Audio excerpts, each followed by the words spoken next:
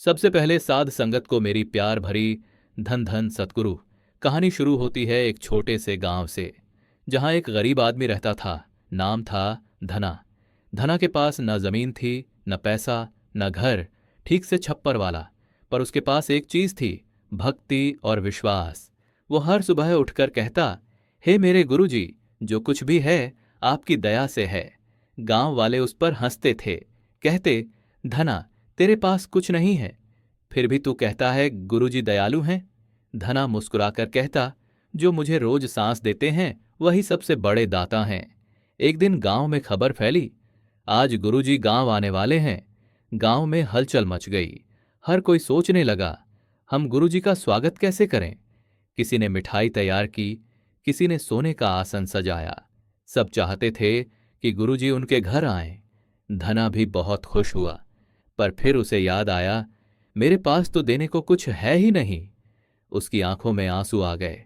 वो बोला, हे गुरुजी, मेरे पास न खाना है न वस्त्र, फिर भी दिल से चाहता हूं कि आप मेरे घर पधारें। गुरुजी गांव में पहुंचे। चारों ओर भीड़ उमड़ पड़ी। सबके चेहरों पर चमक थी, पर गुरुजी की नजर कहीं और थी। वो चारों ओर देख रहे थे, जैसे किसी को खोज रहे हों। लोगों ने कहा, गुरुजी इधर आइए, ये हमारा घर है, हमने आपके लिए विशेष तैयारी की है। गुरुजी मुस्कुराए पर बोले, मुझे उस व्यक्ति के घर जाना है जिसके दिल में सच्चा प्रेम है, न कि जिसके आंगन में सजावट है। और अचानक गुरुजी के कदम उस टूटी हुई झोंपड़ी की ओर मुड़ गए। वो थी धना की झोपड़ी। धना ये देखकर हैरान रह गया। वो दौड़कर बाहर आया और कांपते हाथों से गुरुजी के चरणों में गिर पड़ा। गुरुजी, आप मेरे घर। गुरुजी ने उसके सिर पर हाथ रखा और बोले, वत्स, मैं वहां जाता हूं जहां दिल साफ हो, न कि जहां दीवारें सुंदर हों।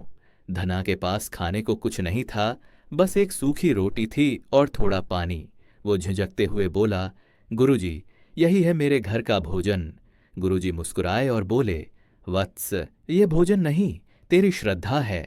जो प्रेम से देता है उसका अन्न भी अमृत बन जाता है।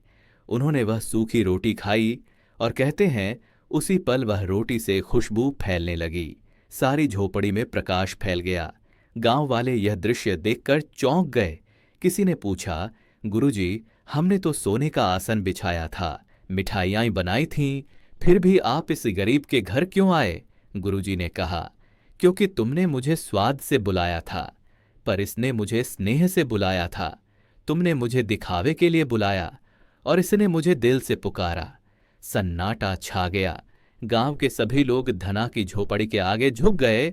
गुरुजी ने आगे कहा, सुनो मेरे बच्चों, भगवान को सोने की थाली नहीं चाहिए, उन्हें चाहिए सोने जैसा दिल।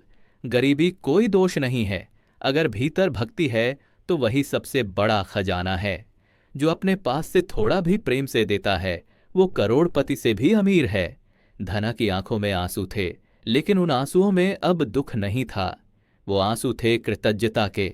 गुरुजी बोले, वत्स, आज से तेरे घर में सुख शांति निवास करेगी। और सच में उसी दिन से धना का जीवन बदल गया।